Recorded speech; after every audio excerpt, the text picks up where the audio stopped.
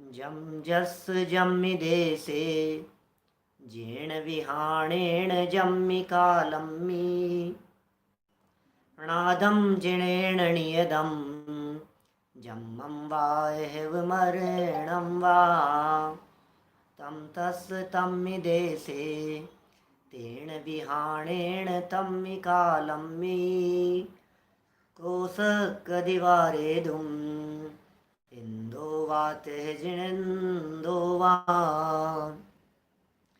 एवं जोणे चेदो जानति दवाणी सब पजाए सो सदिठी शुद्धो जो संकदि सोहु को दिठी जो संकदि सोहु को दिठी।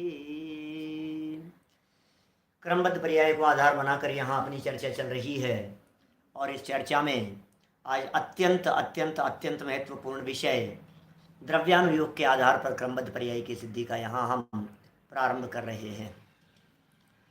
समय सीमित है, फास्ट हमारे को चलना है, विषय महत्वपूर्ण है, प्रकरण बहुत गंभीर है, आप लोगों के उपयोग की एकाग्रता की अपेक्षा रखता है। प्रथमानुयोग के आधार पर, करणानुयोग के आधार पर और चरणानुयोग के आधार पर यहाँ हम सिद्धि कर चुके हैं क्रमबद्ध पर्याय की। प्रथमानुयोग की कहानियाँ सुना दी, करणानुयोग के कुछ ऐसे तर्क प्रस्तुत कर दिए जो अकाट्य हैं अपने आप में। चरणानुयोग के आधार पर वे बातें कह दी आपको जिनमें नियम लागू होता है जो 100% घटित होती है। जब ये तीन तरह से बातें सामने कह दी गई तो सामने वाले ये कहते हैं कि पंडित जी अपना प्रयोजन तो द्रव्यानुयोग से सिद्ध होगा, हमारा क्या प्रयोजन सिद्ध हो रहा है ये बताओ आप। तो क्या हमें क्या मिलेगा आपके इस क्रमबद्ध पर्याय प्रथमानुयोग की कहानियां? अरे ऋषभ देव ने क्या कहानी महावीर भगवान के बारे में बतलाई थी, उससे मुझे क्या लेना देना है?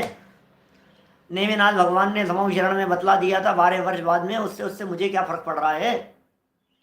करणानुयोग में ये बतला दिया कि कितने जीव मनुष्य में, कितने तिर्यंचाधिक के अंदर कितने कितने भाव धारण करेंगे, इससे मुझे क्या फर्क पड़ गया? कितना देखो प्रैक्टिकल बात दिखती है ना। बिल्कुल ऐसा हमारे को फीलिंग में आता है कि साहब अब चरणानुयोग के अंदर होंगे आलू में अनंत जीव, मैं क्या करूं? तो भाई सुन, प्रयोजनभूत बात समझ ले। द्रव्यानुयोग प्रयोजन की चर्चा करता है, द्रव्यानुयोग ये बात करता है कि मूल प्रयोजन क्या है, ये समझ लो आप। वस्तु स्वरूप समझना ये मूल प्रयोजन है। वस्तु स्वरूप को समझे बिना सम्यक दर्शन की प्राप्ति नहीं होती। आप जानते हैं वस्तु स्वरूप जाने बिना सम्यक दर्शन नहीं हो सकता। जेण दिट्ठी विहीणा ताण वत्तु सहाव उपलब्धि और वत्तु सहाव विहीणा सम्मत दिट्ठी का हम होती। प्राकृत समझ में आ गई होगी, आप लोग तो प्राकृत भी पढ़ते हैं। जेण दिट्ठी विहीणा जो नए दृष्टि से रहित हैं, ताण वस्तु स्वभाव उपलब्धि उनको वस्तु स्वभाव की उपलब्धि नहीं होती। और वस्तु स्वभाव विहुणा जो वस्तु के स्वभाव से अपरिचित हैं, अजानकार हैं, सम्मत दिट्ठी का हम होती, वे सम्यक दृष्टि कैसे हो सकते हैं? इसका मतलब सम्यक दर्शन की प्राप्ति के लिए तो सबसे महत्वपूर्ण वस्तु स्वरूप को समझना है। यहाँ आचार्य देव प्रवचन सार 99वीं गाथा के आधार पर वस्तु स्वरूप समझा रहे हैं, और जो वस्तु स्वरूप समझाया जा रहा है उस वस्तु स्वरूप में यह बात अत्यंत स्पष्ट की जा रही है कि पर्याय क्रमबद्ध है, फेरबदल संभव नहीं है, क्रम भंग संभव नहीं है।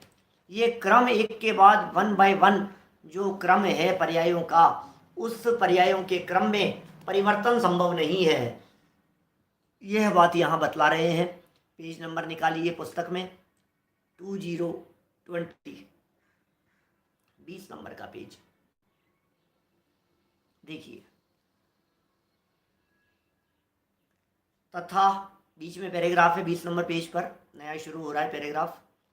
तथा प्रवचन सार की ही गाथा 99 की टीका में विस्तार क्रम की भांति प्रवाह क्रम को भी हार का दृष्टांत देकर स्पष्ट किया है, जो इस प्रकार है। माने 99वीं गाथा की टीका में विस्तार क्रम की भांति प्रवाह क्रम का उदाहरण देकर के बतलाया है। क्या होता है विस्तार क्रम, क्या होता है प्रवाह क्रम। विस्तार क्रम, प्रवाह क्रम बहुत महत्वपूर्ण प्रकरण है। विस्तार माने होता है फैलाव, विस्तार माने होता है एरिया, एरिया का नाम है विस्तार। क्या, ये तो हो गया विस्तार। अब कह रहे हैं प्रवाह, प्रवाह क्या है, बहता हुआ, उसका नाम है प्रवाह। काल का प्रवाह, नदी का प्रवाह, जिस चीज का फ्लो चल रहा है वो कहलाता है प्रवाह। आप लोग कई बार बोलते हैं ये साहब इनका प्रवचन बहुत धारा प्रवाह होता है। धारा प्रवाह माने वो एरिया नहीं है, वो फ्लो है, वो कंटिन्यूटी है उसकी, वो धारा प्रवाह है। तो प्रवाह और विस्तार ये दो शब्द हो गए। ऐसा समझ लीजिए, विस्तार शब्द क्षेत्र को इंडिकेट करता है और प्रवाह शब्द काल को। क्या ध्यान रखना है, विस्तार क्षेत्र का सूचक है, प्रवाह काल का सूचक है। अब विस्तार क्रम, विस्तार क्रम और प्रवाह क्रम, उसकी चर्चा करेंगे। देखिए आप यहाँ क्या कह रहे हैं। जिस प्रकार द्रव्य का वास्तु, शब्द थोड़े से जटिल हैं, प्रवचन सार की टीका है, अमृत चंद्राचार्य की जो टीकाएं हैं उनमें शब्दों की जटिलता तो थोड़ी बहुत होती ही है। थोड़ा बहुत न्याय व्याकरण का अभ्यास न हुए तो उनका मर्म नहीं समझ पाते हैं हम लोग। ये कह रहे हैं एक एक शब्द ध्यान से देखिएगा, आप सबके पास में पुस्तकें उपलब्ध है। जिस प्रकार मूल ग्रंथ के शब्द हैं, एक शब्द भी इधर उधर नहीं है, पूरा प्रकरण ऐसा लिखा है चेतन, पूरा प्रकरण इस प्रकार का है भाई कि इस प्रकरण को समझ लेने पर प्रवचन सार की एक गाथा क्लियर होती है दिमाग में, बहुत इंपॉर्टेंट गाथा। पूरा प्रकरण लगभग मैं समझता हूँ 1-1.5 पेज तक, बिल्कुल ये पूरा का पूरा प्रकरण देखो, 22 नंबर पेज के ऊपर तक, 22 नंबर पेज पर 6 लाइन 5 लाइनें वहाँ इन्वर्टेड बंद हुआ है। इसका मतलब ये 2 पेज तो कम से कम पूरे हैं। 2 पेजों के अंदर वो प्रकरण प्रवचन सार से उतार करके रखा है, शब्द बिल्कुल वहीं के हैं। जिस प्रकार द्रव्य का वास्तु, मैंने एक दिन कही थी ना, शायद आप लोगों के बीच में कही थी कि नहीं कही थी मुझे ध्यान नहीं है, शायद मेरे ख्याल से ये अपने मोक्ष मार्ग प्रकाशक पे प्रवचनों में कही होगी कि शायद पुरुषार्थ सिद्धि। वास्तु शब्द, वास्तु, सारे दुनिया में वास्तु वास्तु, ये वास्तु क्या होता है, वास्तु के संदर्भ में चर्चा चले और आज के जमाने में लोग वास्तु के बारे में जाने नहीं और वास्तु शब्द का अर्थ पूछे तो बड़े आश्चर्य की बात लगती है। लेकिन यदि आज के 50 साल पहले ये वास्तु शब्द किसी की जबान से निकलता तो लोग पूछते ये वास्तु क्या होता है। आज तो घर घर में वास्तु की चर्चाएं चल रही है, जहां निर्माण होता है वहां वास्तु, जहां मकान जमीन दुकान देखा जाता है वहां तुरंत वास्तु ख्याल में आ जाता है। क्या वास्तु, वास्तु, अरे वास्तु शब्द का प्रयोग जैन आमनाई की देन है। वास्तु शब्द का प्रयोग सबसे पहले अमृत चंद्राचार्य कुंदकुंदाचार्य देव ने किया। वास्तु शब्द का प्रयोग देखो तो सही, समंत भद्र जैसे महान आचार्यों ने वास्तु शब्द, वास्तु माने क्या है, द्रव्य का वास्तु, गजब कर दिया है। उमा स्वामी आचार्य ने 2000 साल पहले वास्तु शब्द का प्रयोग किया। क्षेत्र वास्तु हिरण्य स्वर्ण, 10 जो बहिरंग परिग्रहों के नाम जो गिनाए उन्होंने, बहिरंग परिग्रहों की चर्चा करते हुए क्षेत्र वास्तु हिरण्य स्वर्ण सूत्र दिया ना इस तरह का बहिरंग परिग्रहों वाला, वहां वास्तु शब्द का प्रयोग किया है। वास्तु माने होता है भवन, वास्तु माने होता है क्षेत्र, वास्तु माने होता है एरिया। यहाँ किसकी चर्चा चल रही है, द्रव्य का वास्तु। गजब हो गया, द्रव्य का भी वास्तु है कि हाँ जी द्रव्य का भी वास्तु है। एक पुद्गल के परमाणु का अपना अलग वास्तु है, धर्म द्रव्य का अपना अलग वास्तु है, अधर्म द्रव्य का अपना अलग वास्तु है, काल के परमाणुओं का अपना अलग वास्तु है सबका, आकाश का भी वास्तु है और जीव द्रव्य का भी अपना वास्तु है। क्या बात कर रहे हो आप, द्रव्य का वास्तु, द्रव्य का चतुष्टय। द्रव्य अपने चौके में रहता है, द्रव्य अपनी मर्यादा में रहता है। ये द्रव्य का एरिया है, ये द्रव्य के प्रदेश है, इसे भी वास्तु कहते हैं। बोलो, जिस प्रकार द्रव्य का वास्तु समग्रपने द्वारा माने अखंडता द्वारा एक होने पर भी, ये वास्तु तो एक है, पूरा भवन एक है, पूरा अखंड है। जैसे समझ लीजिए भारत पूरा अखंड है, पूरा भारत अखंड होने पर भी उस भारत की अखंडता का जो विस्तार है, कहाँ से, कश्मीर से कन्याकुमारी तक, ये जो विस्तार है, इस विस्तार क्रम क्रम अकेला विस्तार नहीं। देखिए जो वास्तु कहा गया, उस वास्तु में तो विस्तार है, लेकिन यहाँ विस्तार की चर्चा नहीं कर रहे, और विस्तार, उस विस्तार क्रम की चर्चा कर रहे हैं। विस्तार क्रम, क्रम कैसे पड़ेगा? क्रम पड़ेगा एरिया के आधार पर। बोले क्रम समझ में नहीं आया। बोले कश्मीर से कन्याकुमारी तक ये तो हो गया समग्रता की दृष्टि से एक, कश्मीर से कन्याकुमारी तक समग्रता की दृष्टि से एक है, लेकिन इस विस्तार में क्रम है। कश्मीर के बाद डायरेक्ट कन्याकुमारी नहीं आ जाता, कश्मीर से कन्याकुमारी पहुंचने में क्रम पड़ता है। ठीक है, विस्तार और विस्तार में पड़ गया क्रम, लेकिन अकेले क्रम की बात नहीं कर रहे, क्योंकि क्रम की बात करेंगे तो आप प्रदेश गिना देंगे, ऊपर से नीचे तक, ये प्रदेश, फिर ये प्रदेश, फिर ये प्रदेश, फिर ये प्रदेश, फिर ये प्रदेश, ये आप प्रदेश मतलब प्रांत, प्रांत, कश्मीर से कन्याकुमारी तक के बीच में आप प्रांत गिना देंगे। लेकिन ये कह रहे हैं उस प्रवर्तमान वस्तु में विस्तार के जो सूक्ष्म अंश हैं वे प्रदेश हैं। ये प्रदेश की परिभाषा है, प्रदेश की परिभाषा है। प्रदेश किसका नाम? विस्तार में प्रवर्तमान वस्तु के सूक्ष्म अंश, एरिया की यूनिट, वो प्रदेश है। क्षेत्र के सबसे छोटे से छोटे हिस्से का नाम प्रदेश है, ये प्रदेश। उसी प्रकार पहले बतलाओ क्षेत्र समझ में आया कि नहीं? विस्तार समझ में आ गया, विस्तार का क्रम समझ में आ गया। विस्तार में क्रम होता है। हमें यदि जयपुर से जोधपुर जाना है, हमें जयपुर से मुंबई आना है, तो विस्तार कितना है? बोले कह दिया साहब 1000 किलोमीटर है, 800 किलोमीटर है। ठीक है साहब, जयपुर से मुंबई की दूरी बतला दी, 1000 या 800 किलोमीटर है, बराबर। अब प्रश्न ये है कि ये जो दूरी बतलाई है ये तो है विस्तार। अब इस विस्तार का क्रम क्या है? जयपुर से निकले, फिर ये शहर आया, फिर ये शहर आया, फिर ये शहर आया, फिर ये आया, ये है क्रम। बोले इस क्रम के सूक्ष्म अंश की बात करो, क्या इस क्रम की सूक्ष्मता की बात करो तो क्या कहेंगे? कई नगर आएंगे, कई गांव आएंगे, कई छोटे छोटे से स्टेशन आएंगे। और क्रम की बात करो तो कितने किलोमीटर, और क्रम की बात करो तो कितने मीटर, और क्रम की बात करो तो जो सूक्ष्म अंश निकलेगा एरिया का वो कहलाएगा प्रदेश।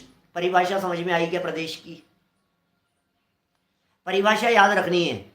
विस्तार क्रम में प्रवर्तमान वस्तु के सूक्ष्म अंश हैं वे प्रदेश हैं। हो गई याद? नंबर 2, अब समझना विस्तार को नहीं है, समझना तो पर्यायों को है, समझना तो वृत्ति को है।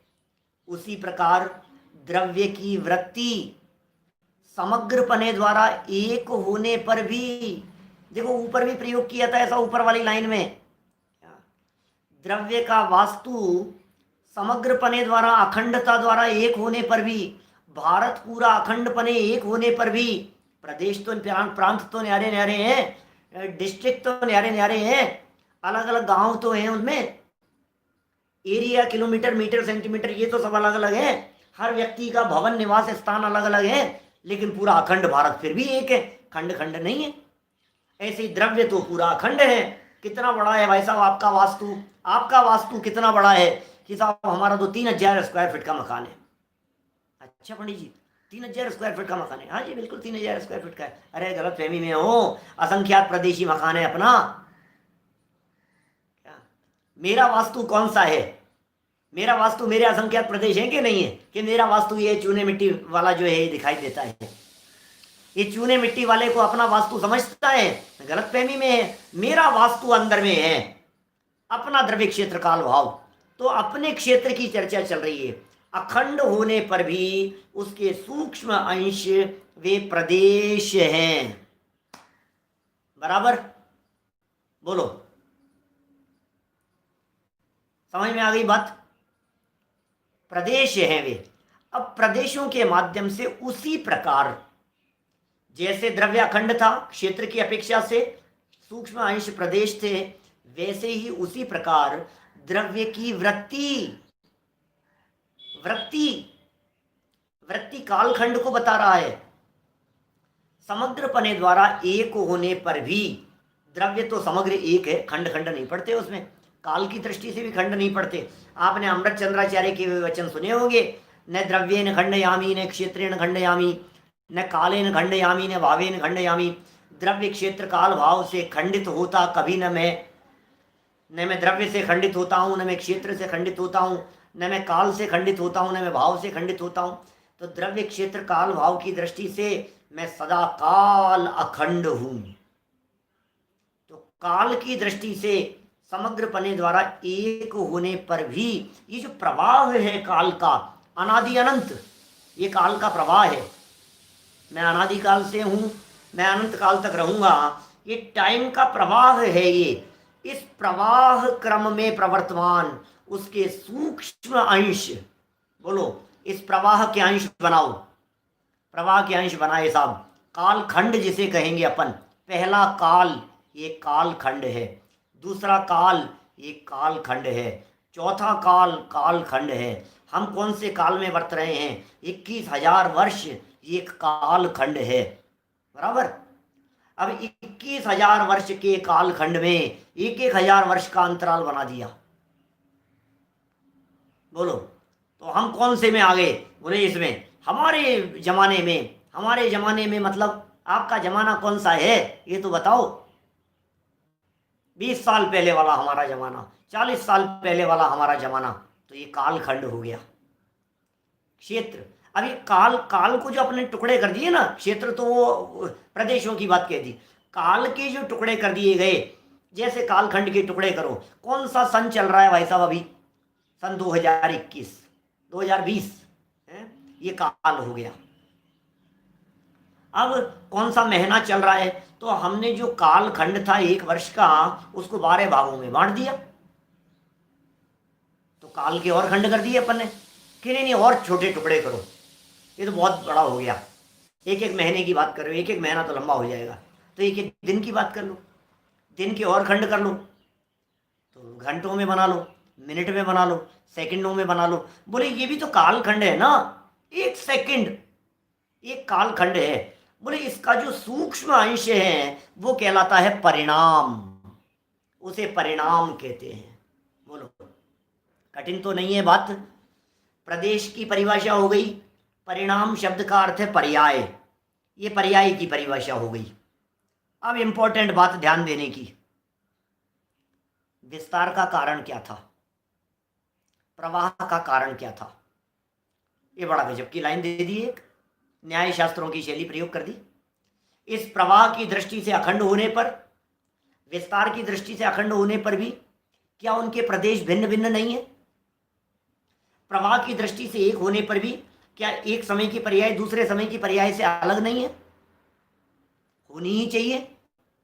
यदि एक पर्याय दूसरी पर्याय से अलग नहीं होगी, एक प्रदेश दूसरे प्रदेश से अलग नहीं होगा, तो क्या समस्या खड़ी होगी? सबसे बड़ी समस्या यह खड़ी होगी कि द्रव्य असंख्यात प्रदेशी नहीं कहला पाएगा। असंख्यात का असंख्यातपना तभी तो कायम है जब काउंटिंग 1 बाय 1 बाय 1 बाय 1 होती चली जाए। 1 बाय 1, 1 2 3 4 5 6, तो ये जो काउंटिंग चल रही है, ये काउंटिंग कब पॉसिबल है? जब पहले नंबर वाला दूसरे नंबर वाले से अलग हो, तब ये काउंटिंग पॉसिबल है। कक्षा में कितने स्टूडेंट थे? कि 50 स्टूडेंट थे। कि 50 स्टूडेंट थे? कि हाँ जी 50 थे। तो हमारा पूछना ये है कि 50 कब संभव है? जब एक विद्यार्थी दूसरे विद्यार्थी से अलग हो तो काउंटिंग हो सकती है। इस बात को टेक्निकल लैंग्वेज में, साहित्यिक भाषा में, आगम की भाषा में, व्याकरण की भाषा में नीचे की पंक्तियों में स्पष्ट कर दिया। विस्तार, जिस प्रकार विस्तार क्रम क्रम माने स्टेप बाय स्टेप, ये है क्रम। विस्तार क्रम का कारण प्रदेशों का परस्पर व्यतिरेक है। व्यतिरेक, परस्पर व्यतिरेक। व्यतिरेक किसे कहते हैं? भिन्नता, अलग अलगपन, एक का दूसरे में नहीं होना, ये व्यतिरेक है ये। ठीक है। उसी प्रकार प्रवाह क्रम, क्रम, क्रम हाईलाइट करना। क्या? क्रम का कारण परिणामों का परस्पर व्यतिरेक है। क्या? प्रवाह का जो क्रम था, मैं अभी देखो, नदी को कहेंगे प्रवाह। नदी का नाम क्या है? नदी है, प्रवाह। हम नदी किनारे बैठे हुए हैं भाई साहब, बोलो। नदी किनारे जब हम बैठे हुए हैं, आधे घंटे से हम नदी किनारे बैठे हैं। मेरा प्रश्न यह है, सामने से बहने वाली नदी वही है ना जो थी? हाँ वही है पंडित, वही है। आधे घंटे से आप नदी किनारे बैठे हुए हैं, नदी को देखे जा रहे हैं, तो क्या आप उसी नदी को देख रहे हैं? हाँ जी, प्रवाह की अपेक्षा से उसी नदी को देख रहे हैं, लेकिन उस प्रवाह के सूक्ष्म अंशों की दृष्टि से देखा जाए तो आप उस नदी को लगातार देख ही नहीं पा रहे हैं। क्योंकि जिसे अभी देखा था वो पानी तो चला गया, अब तो नया पानी आ गया। प्रति क्षण आपकी दृष्टि एक ही जगह पर केंद्रित है, लेकिन पानी तो बहता जा रहा है। हर समय की तरंग अलग है, हर समय का पानी अलग है, हर समय का उछाला अलग अलग है। तो प्रवाह की दृष्टि से देखो तो उनमें व्यतिरेक नजर आएगा। सूक्ष्मता में जाकर के देखो तो उनमें भिन्नता नजर आएगी, न्यारा न्यारापन नजर आएगा। ये कह रहे हैं प्रवाह का नहीं, लेकिन प्रवाह क्रम, प्रवाह क्रम, इसका कारण क्या है? नदी के प्रवाह क्रम का कारण क्या है? पानी की बूंदों का अलग अलग होना, ये नदी के प्रवाह क्रम का कारण है। ठीक है। ऐसे हमारे परिणाम चल रहे हैं, अनादिकाल से परिणामों की एक श्रृंखला चल रही है। इस क्रम का कारण क्या है? बोले इस क्रम का कारण है परिणामों की परस्पर भिन्नता। प्रति समय के परिणाम अलग अलग हैं। एक समय पहले कुछ और भाव था, दूसरे समय भाव कुछ और भाव आ गया। क्या? परस्पर का मतलब दो, परस्पर मतलब तुलना, परस्पर मतलब इन दोनों का, परस्पर में एक दूसरे के साथ में चर्चा करो।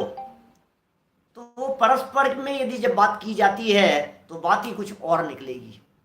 अभी देखिए, यदि आपको ये प्रवाह क्रम और विस्तार क्रम थोड़ा बहुत यदि आपके समझ में आया हो तो मैं आगे बढ़ता हूं और स्पष्ट होगा विषय। विषय आज के लिए थोड़ा सा सूक्ष्म मान करके चलना, सिर्फ और सिर्फ आज के लिए। बाकी तो इतनी सरल और पानी मक्खन की तरह निकलेगा, आपको ऐसा बिल्कुल इतना मजा आएगा आपको इस आज के प्रकरण के बाद। आज तो सूक्ष्म दृष्टि वालों को मजा आएगा, आज तो गहराई से समझने वालों को मजा आएगा। आज तो विषय को जो गहराई से सुनना समझना चाहते हैं उन्हें लगेगा कि यार बात तो बड़ी गंभीर है, आचार्यों ने कितनी गहराई से किसी विषय का प्रतिपादन किया है। देखें जरा, जिस प्रकार वे प्रदेश अपने स्थान में, क्या, जिस प्रकार वे प्रदेश अपने स्थान में स्वरूप से उत्पन्न और पूर्व रूप से विनष्ट होने से तथा सर्वत्र परस्पर अनुस्यूति से रचित एक वास्तुपने द्वारा अनुत्पन्न अविनष्ट होने से उत्पत्ति संहार द्रव्यात्मक हैं। 3 लाइनें एक साथ पढ़ी है मैंने, इसलिए पढ़ी है ये 3 लाइनें एक साथ, क्योंकि इन 3 लाइनों के माध्यम से क्या कहना चाह रहे हैं?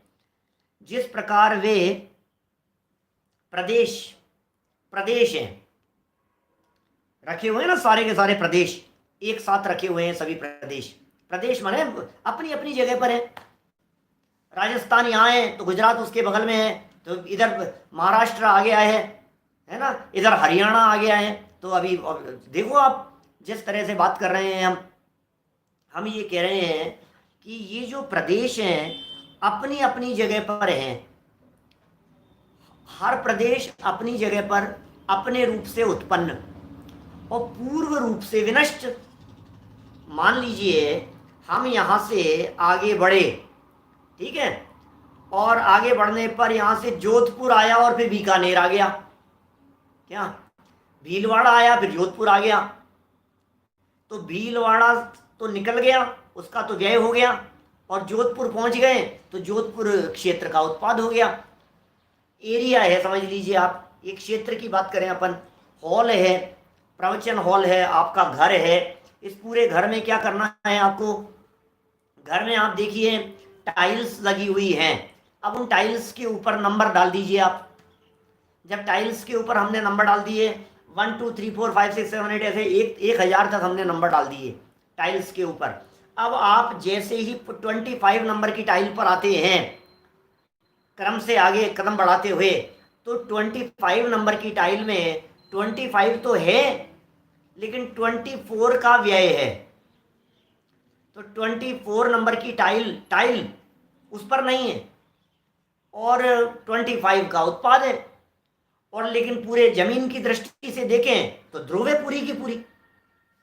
बोलो, टाइल्स की दृष्टि से, क्योंकि एरिया की बात कर रहे हैं, यहां क्षेत्र की बात कर रहे हैं, प्रदेशों की बात कर रहे हैं, तो प्रदेशों की जब बात करते हैं तो ये क्षेत्र और ये क्षेत्र है, राजस्थान से गुजरात यदि जुड़ा हुआ है, राजस्थान से गुजरात की बॉर्डर जुड़ी हुई है मान लीजिए, तो राजस्थान और गुजरात समग्रता की दृष्टि से तो जमीन में कोई फर्क नहीं है, अखंड एक है, अखंड भारत है। अरे अखंड भारत की क्या बात करते हो, भारत और पाकिस्तान, क्या भारत और पाकिस्तान, इन दोनों में जमीन देख करके कोई कह सकता है क्या कि यहां तक भारत है और यहां पाकिस्तान हो गया है, यहां तक जयपुर है और यहां से अजमेर शुरू हो गया है, ये कैसे कहेंगे आप?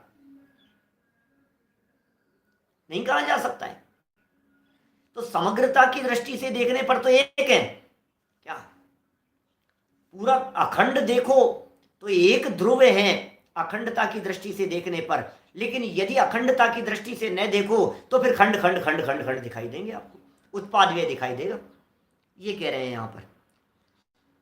देखिए, जिस प्रकार वे प्रदेश अपने स्थान में स्वयं रूप से उत्पन्न व पूर्व रूप से विनष्ट होने से तथा सर्वत्र परस्पर अनुस्यूति, अनुस्यूति मतलब एक कॉमन फैक्टर, अनुस्यूति माने धारा, अनुस्यूति माने कंटिन्यूटी, जुड़े हैं ना एक दूसरे से, अनुस्यूति से रचित एक वास्तुपन, अखंड है वो, क्योंकि यदि उनमें अनुस्यूति नहीं रहे तो क्या होगा, फिर जमीन टूट जाएगी, धारा टूट जाएगी, अनुस्यूति नहीं रहे तो दरार पड़ जाएगी, खाई आ जाएगी बीच में, अनुस्यूति, ठीक है ना।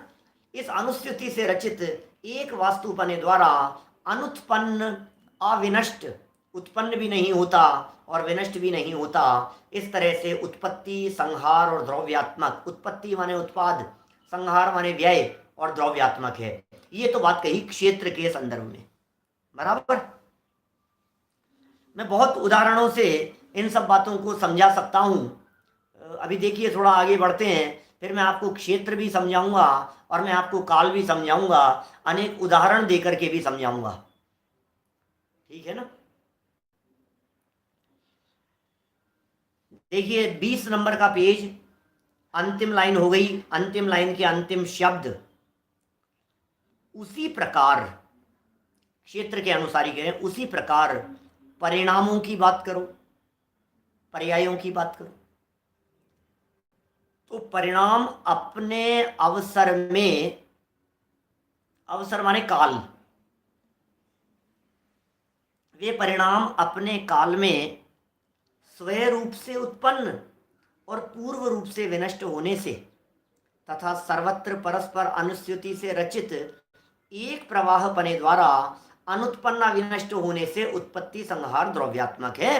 अब ये कुछ कुछ वही सेम बात को रिपीट किया है, क्षेत्र को काल पर घटित कर दिया है, इतना समझिए आप। क्षेत्र को काल पर घटित कर दिया तो क्या बात यहां बतलाई, क्या चीज कह दी इन्होंने? देखो बात यह कह दी है, जैसे जो क्षेत्र था उस क्षेत्र को घटित कर लिया हमने काल पर, कैसे घटित किया काल पर? अब ऐसे पर्यायों को लाइन से लगा दो। सोमवार निकल गया, मंगलवार आ गया, तो सोमवार का व्यय मंगलवार का उत्पाद काल पे लगा दो। 3 बजे का व्यय 4 बजे का उत्पाद, ठीक है ना। जनवरी निकल गया, फरवरी आ गया, अक्टूबर निकल गया, नवंबर आ गया, सितंबर निकल गया, अक्टूबर आ गया, तो सितंबर का व्यय अक्टूबर का उत्पाद। पॉइंट समझ में आ रहा है क्या कहना चाह रहे हैं?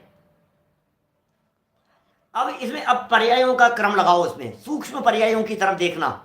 जैसे प्रदेशों की बात कही थी उसी तरह से पर्यायों का क्रम देखना। क्या अभी यहां कारण नहीं कह रहे हैं, एक पर्याय को दूसरे पर्याय का कारण नहीं कहा जा रहा है, लेकिन एक पर्याय दूसरे पर्याय के साथ में जुड़ी तो है ना, स्टेप बाय स्टेप नंबर तो है ना, उनमें नंबरिंग तो है ना। 6 नंबर की क्लास चली गई, व्यय हो गया। 7th क्लास उत्पाद हो गया। 15 नंबर की पर्याय चली गई, 16 नंबर की पर्याय उत्पन्न हो गई और प्रवाह कायम रहा। तो व्यय एक पर्याय का, नई पर्याय का उत्पाद और वस्तु ज्यों के त्यों ध्रुव रह गई। भाई साहब यहां सिर्फ उत्पाद व द्रव्य समझा रहे हैं, क्रमबद्ध पर्याय नहीं समझा रहे। अभी इसके बाद में क्रमबद्ध की चर्चा तो आप करेंगे। अभी क्रमबद्ध तो इसका जब निष्कर्ष निकालेंगे तब करेंगे। इतनी वस्तु स्वरूप समझ में आया कि नहीं, पहले ये बतलाओ। स्वरूप समझ में आएगा तो बात बनेगी। वस्तु क्या है, वस्तु का स्वरूप किस प्रकार का है। वस्तु के स्वरूप में उसके गुण भी हैं, वस्तु के स्वरूप में उसके प्रदेश भी हैं, वस्तु के स्वरूप में उसकी पर्यायें भी है। बराबर। वस्तु के स्वरूप में द्रव्य, गुण, पर्यायें, क्षेत्र, प्रदेश, है ना, ये सब वस्तु के स्वरूप में शामिल है। उसका स्वचतुष्टय, द्रव्य, क्षेत्र, काल, भाव, गुण, धर्म, शक्तियां, ये सब वस्तु के स्वरूप में शामिल है। तो कैसे है ये तो बतलाओ। क्या प्रदेश एक के ऊपर एक है? क्या पर्यायें एक के ऊपर एक है? नहीं है, लाइन से है। एक समय में एक ही पर्याय हो सकती है, एक स्थान पर एक ही प्रदेश हो सकता है। मेरा कुछ एक मयामी स्पेशल प्रवचनों के अंदर प्रवचन है एक, जिसमें क्षेत्र की चर्चा की है, आत्मा के संकोच विस्तार की व्यवस्था को बतलाया है। संकोच विस्तार, वहां इस प्रदेशों की व्यवस्था को गहराई से समझना जिनके पास में विशेष समय हो। कैसे संकोच विस्तार रूप व्यवस्था होती है वस्तु में, और संकोच विस्तार रूप होते हुए भी उसके प्रदेश आगे पीछे नहीं होते, ये बात यहां बतलाना चाह रहे हैं। जुड़े होने पर भी पर्यायें सब स्वतंत्र है, क्योंकि मिथ्या दर्शन की पर्याय चली गई और सम्यक दर्शन की पर्याय उत्पन्न हो गई। ये पर्यायों की स्वतंत्रता, स्वाधीनता है। एक पर्याय दुख की है, अगली पर्याय सुख की आ जाती है। अभी सुख की पर्याय थी, आनंद की पर्याय थी, अभी तकलीफ की पर्याय आ जाती है। एक एक समय की पर्याय। देखिए क्या कह रहे हैं, पेज नंबर 21 पर चौथी लाइन ऊपर से। और जिस प्रकार वास्तु का जो छोटे से छोटा अंश पूर्व प्रदेश के विनाश रूप है, वही उसके बाद के प्रदेश का उत्पाद रूप है। पहले वाला चला गया, उसका विनाश, नया आ गया, उसका उत्पाद। तथा वही परस्पर अनुस्यूति से रचित एक वास्तुपने द्वारा अनुभव रूप है। उत्पत्ति भी नहीं है, वह भी नहीं है, स्थिर दिखाई दे रहा है। अर्थात दो में से एक भी स्वरूप नहीं है। उसी प्रकार प्रवाह का जो छोटे से छोटा अंश पूर्व परिणाम के विनाश रूप है, वही उसके बाद के परिणाम के उत्पाद स्वरूप है। तथा वही परस्पर अनुस्यूति से रचित एक प्रवाहपने द्वारा अनुभव रूप है। देखो भाई, शब्द कठिन है, शब्द कठिन है, भाव और मर्म समझना। भाव क्या कह रहे हैं, क्या मोदी भाई समझ में आ रही है क्या बात? देखो क्या कहना चाह रहे हैं। सो हम ये कह रहे हैं कि जो पर्यायें हैं वे पर्यायें 1 2 3 4 5। अभी पर्यायें अपन को ऐसे लग रहा है 1 2 3 4 5 पर्यायों में कैसे लगेगा, तो एज में लगा लो। 15 साल का हो गया, 16 साल का हो गया, 17 साल का हो गया, 18 साल का हो गया, ये क्रम है ना पर्यायों समय में, टाइम में। मैं पहले 8 साल का था, फिर मैं 9 साल का हो गया, फिर मैं 10 साल का हो गया, फिर मैं 11 साल का हो गया, तो ये क्रम है ना उसमें। अभी ये क्रम वस्तु की दृष्टि से देखा जाए, अनादि अनंत पने की दृष्टि से देखा जाए तो वो ध्रुव है काल। लेकिन 8 वर्ष खत्म हुए तो 9वें वर्ष में लगेगा। 9वां वर्ष का व्यय होगा तो 10वें वर्ष में आएगा। बोलो, आज चर्चा थोड़ी सी कुछ लोगों को जटिल लग सकती है, लेकिन हमारे जो स्वाध्यायी लोग हैं जितेंद्र जी जैसे, उनको बड़ा आनंद आएगा। सुंदर चर्चा है। मैं बिल्कुल नए लोगों से, नए साथियों से कहना चाहता हूं, थोड़ा धैर्य बना करके रखना। ये वस्तु स्वरूप है, ये पर्यायों की क्रम नियमित व्यवस्था को मैं काल को बतला रहा हूं। उस जगह पर जाकर के देखेंगे तो वो चीज वहीं मिलेगी। अभी जब निष्कर्ष निकलेगा तो मजा आएगा आपको। ऐसा निष्कर्ष निकाला इस गाथा के माध्यम से, ऐसी बात कही है। जैसे देखिए, अभी मैं ये कहूं, जो बात यहां काल के उत्पाद व्यय के संदर्भ में कह रहे हैं, टाइम फैक्टर की बात कर लीजिए, दिनों की बात कर लीजिए, वार की बात कर लीजिए। जैसे सोमवार के बाद में बुधवार मंगलवार आता है, मंगलवार के बाद में बुधवार आता है, बुधवार के बाद में गुरुवार आता है ना। ये सब एक के बाद एक ही आता है ना, क्रम से। सोम मंगल बुध गुरु, ये क्रम है इनके अंदर। अब मंगलवार के बाद क्या आएगा? बुधवार आएगा, पक्का बुधवार आएगा। क्रम है ना इनका एक। ऐसा तो नहीं हो सकता है अपन लोग सब मिलकर के, क्या सब मिलकर के डिसाइड कर ले हुए हैं यार आज संडे है देखो, और हम ये चाहते हैं कि कल मंडे की जगह ट्यूसडे डिक्लेयर कर लिया जाए। क्या बोलो, ट्यूसडे डिक्लेयर कर दो सब लोग मिलकर के। संडे के बाद में ट्यूसडे डिक्लेयर कर दो, कर लें सब लोग मिलकर के। अपन सब लोग मिलकर के एक काम करो, अब जो कैलेंडर छपेगा उस कैलेंडर के अंदर अपन संडे के बाद में ट्यूसडे छाप देंगे, फिर तो चलेगा। बोलो, सब मिलकर के तय कर देंगे, गूगल पर चेंज कर दिया जाए, फिर तो हो जाएगा। अरे नहीं होगा, ये कहना चाह रहे हैं क्या? फिर भी चेंज नहीं होगा। क्यों? क्योंकि ये किसी का बनाया हुआ नहीं है। हमारे चेंज करने से चेंज नहीं होता है। एक का व्यय और दूसरे का उत्पाद, फिर इसका व्यय, फिर इसका उत्पाद, फिर इसका व्यय, फिर आगे वाले का उत्पाद। लेकिन प्रवाह की दृष्टि से देखा जाए तो 15 साल पहले भी जाकर के देखेंगे तो ये प्रवाह काल का इसी तरह से दिखाई देगा। समग्र पने की दृष्टि से ध्रुव है और कालखंड की दृष्टि से उत्पाद व्यय है। देखिए इस प्रकार 21 नंबर पेज के बीच का पैराग्राफ, इस प्रकार स्वभाव से ही त्रिलक्षण परिणाम पद्धति में, इंपॉर्टेंट शब्द है त्रिलक्षण परिणाम पद्धति। क्या होता है त्रिलक्षण परिणाम पद्धति? परिणामों की परंपरा में प्रवर्तमान द्रव्य स्वभाव का अतिक्रम नहीं करता, इसलिए सत्व को त्रिलक्षण ही अनुमोदना चाहिए, मोतियों के हार की भांति। अब धीरे धीरे आ रहे हैं क्रमबद्ध की तरफ, क्रमबद्ध समझाने के लिए। मोतियों के हार की भांति क्रमबद्ध ही समझना चाहिए। त्रिलक्षण परिणाम पद्धति कहते हैं उत्पाद व्यय ध्रुवता को। त्रिलक्षण परिणाम पद्धति क्या है भाई साहब? प्रदीप जी, त्रिलक्षण परिणाम पद्धति क्या चीज है? उत्पाद व्यय और ध्रुवता, इसे त्रिलक्षण परिणाम पद्धति कहते हैं। परीक्षा में पूछा जाता है त्रिलक्षण परिणाम पद्धति क्या होता है, विस्तार क्रम क्या है, प्रवाह क्रम क्या है, प्रदेश की परिभाषा बतलाओ, परिणाम की परिभाषा बतलाओ, पर्याय की परिभाषा बतलाओ। तो आप लिखेंगे गुणों के परिणमन को पर्याय कहते हैं, फिर क्रॉस हो जाएगा उसके आगे। प्रदेश किसे कहते हैं कि वस्तु के सूक्ष्म से सूक्ष्म अंश का नाम प्रदेश है, कि गलत हो जाएगी बात। विस्तार क्रम में प्रवर्तमान वस्तु के सूक्ष्म अंश को प्रदेश कहते हैं, ये याद रखना है, ठीक है ना। प्रवाह क्रम में प्रवर्तमान वस्तु के सूक्ष्म अंश को परिणाम कहते हैं। सक्षम, ये याद रखना है, ठीक है ना, ठीक है सक्षम, ये याद रखनी है। त्रिलक्षण परिणाम पद्धति किसे कहते हैं? बोले उत्पाद व्यय ध्रुवता, इसे त्रिलक्षण परिणाम पद्धति कहते हैं। इसलिए द्रव्य को समझने के लिए उत्पाद व्यय द्रव्य को गहराई से समझना। उत्पाद व्यय द्रव्य युक्तम सत, उत्पाद व्यय ध्रुवता से युक्त वस्तु का स्वरूप है। अब यदि मैं उत्पाद व्यय ध्रुवता को समझा, इस पे भी मेरा एक प्रवचन है उत्पाद व्यय द्रव्य के ऊपर, वही मयामी स्पेशल प्रवचनों के अंदर ही। बड़ी मार्मिक चर्चा है।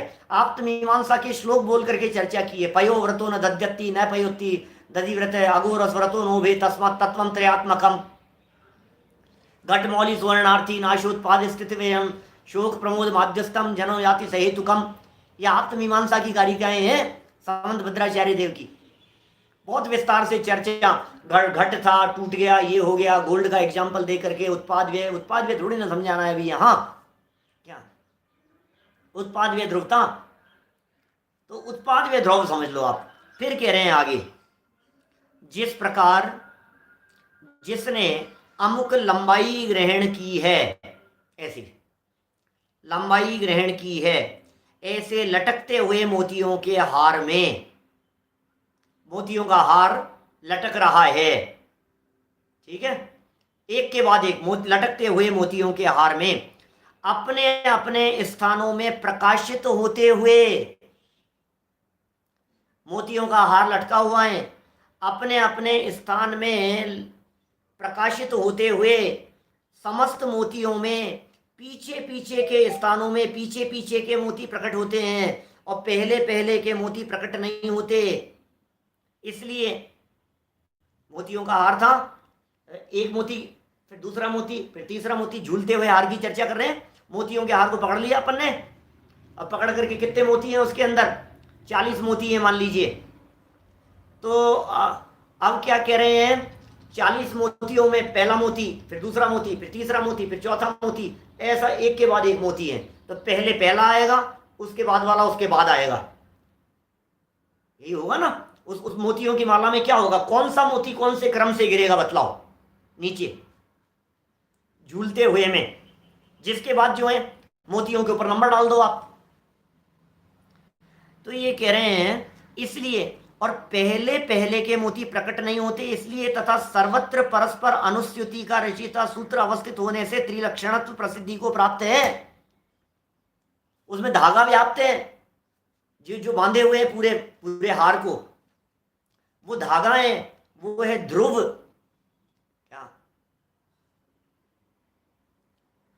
माला गिनते हैं ना, तो एक के बाद एक क्रम आता है मोतियों में, पहला 1 2 3 4, सबके ऊपर नंबर डले हुए हैं। पहले पहले नंबर का मोती, फिर दूसरे नंबर का मोती, फिर तीसरे नंबर का मोती।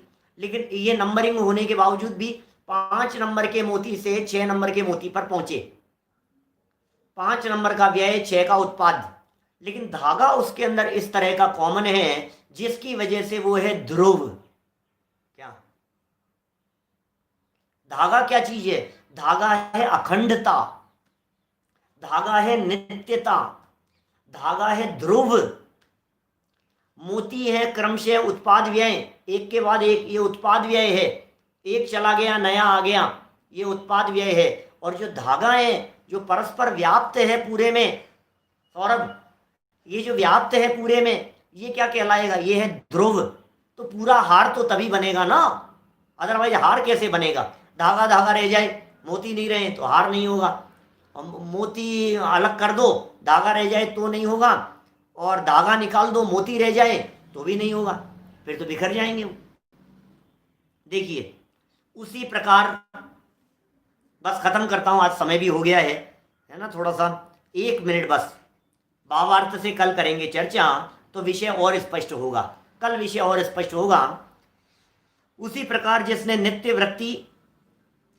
वृत्ति ग्रहण की है, ऐसे रचित द्रव्य में, द्रव्य की वृत्ति है नित्य, क्या द्रव्य नित्य है, द्रव्य ध्रुव है, अपने अपने अवसरों में प्रकाशित होते हुए समस्त परिणामों में पीछे पीछे के अवसरों पर पीछे पीछे के परिणाम होते हैं, और पहले पहले के परिणाम प्रकट नहीं प्रकट होते। इसलिए तथा सर्वत्र परस्पर अनुस्यूति रचने वाला प्रवाह अवस्थित होने से त्रिलक्षणपणा प्रसिद्धि को प्राप्त होता है। सुनो भाई साहब, क्या कह दिया है, भाषा जटिल है, मैं पहले भी कह रहा हूँ, भाषा जटिल है, भाव बहुत सरल है। भाव इतना सरल है कि 5 नंबर की पर्याय जाएगी और 6 नंबर की पर्याय आएगी, कुल मिलाकर के, और द्रव्य कायम रहेगा। भाव इतना सरल है, मिथ्यात्व जी चले जाएंगे, सम्यक दर्शन जी आ जाएंगे, और द्रव्य ज्यों का त्यों कायम रहेगा। क्या मिथ्या दर्शन चला गया, सम्यक दर्शन आ गया, चौथा गुणस्थान चला गया, पांचवा गुणस्थान आ गया, विशुद्धि और बढ़ गई, विकृति निकल गई, द्रव्य ज्यों का त्यों कायम रह गया। विकार चला गया, निर्विकार स्वभाव प्रकट हो गया और द्रव्य ज्यों का त्यों कायम रह गया। ये भाव है। ये भाव समझ में आ रहा है कि नहीं? एक चीज चली जाती है, दूसरी चीज आ जाती है और ज्यों की त्यों बना रहता है, कायम बना रहता है। मुसाफिर आते हैं, चले जाते हैं और ज्यों की त्यों कायम रह जाता है।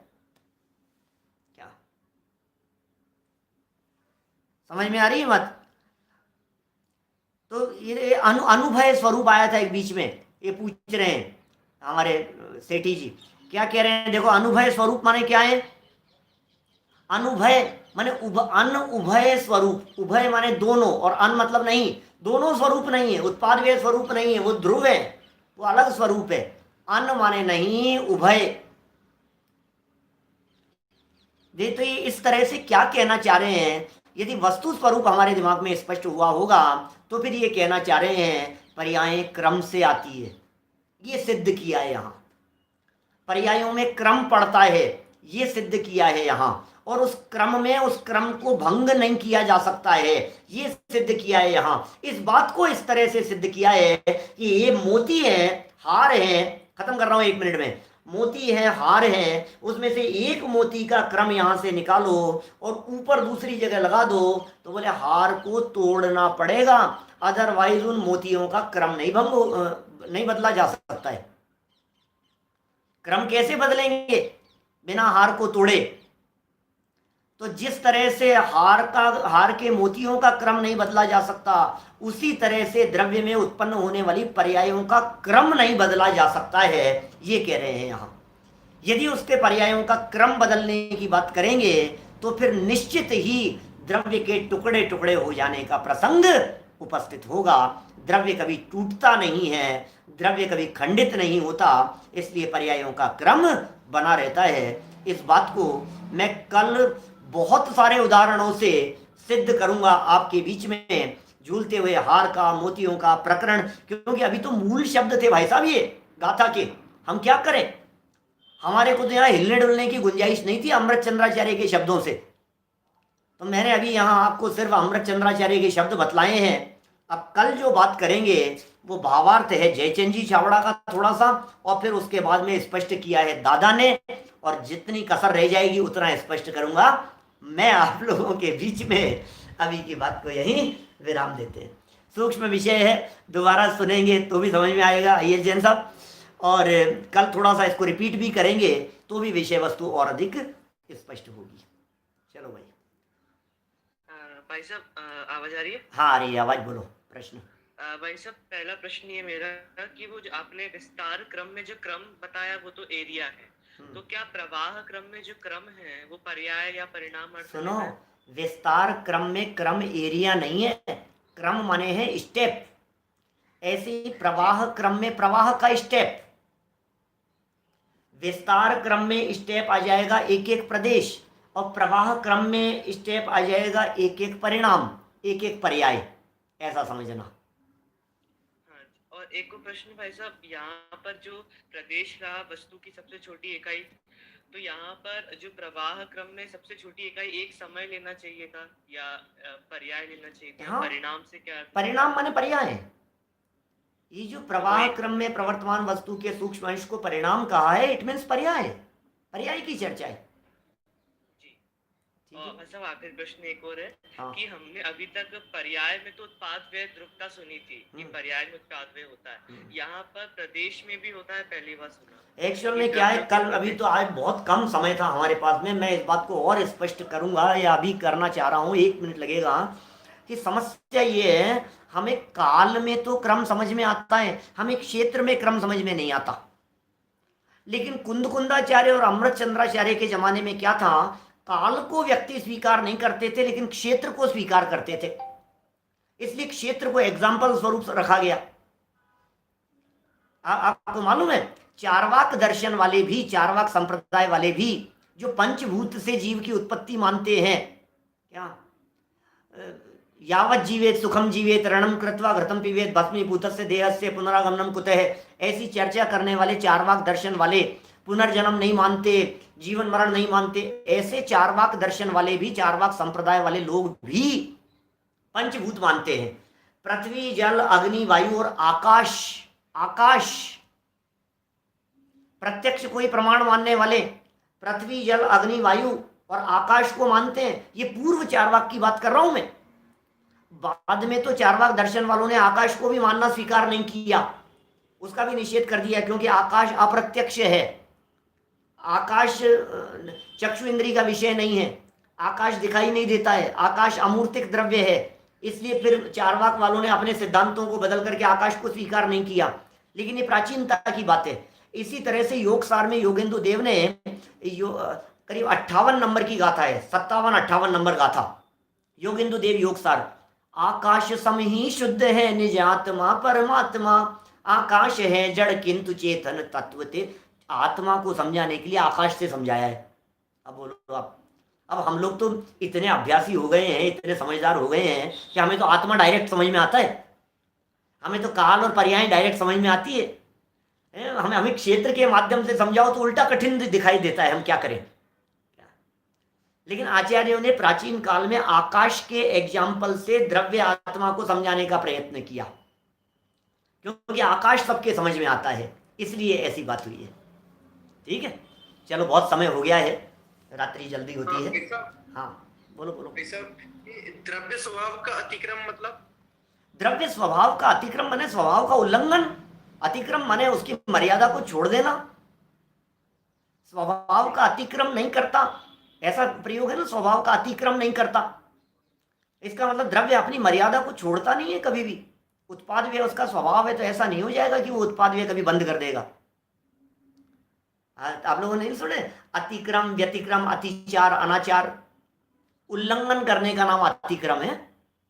तो अपने स्वचतुष्टय का उल्लंघन कर देने का नाम अतिक्रम कहलाता है। अब बताओ, अब उल्लंघन करता है कि नहीं द्रव्य? द्रव्य अपनी सीमा का उल्लंघन नहीं। नदी अपनी सीमा का उल्लंघन कर दे तो क्या होगा? बाढ़ आ जाएगी। समुद्र अपनी सीमा का उल्लंघन कर दे तो क्या होगा? सुनामी उठ जाएगी। द्रव्य अपनी सीमा का उल्लंघन कर दे तो क्या होगा? द्रव्य खत्म हो जाएगा, प्रदेशों से बाहर हो जाएगा। ऐसा अतिक्रम नहीं करता द्रव्य अपने स्वरूप का, ये बात है। चलो, अनंत धर्मणस्तत्वं पश्यन्ति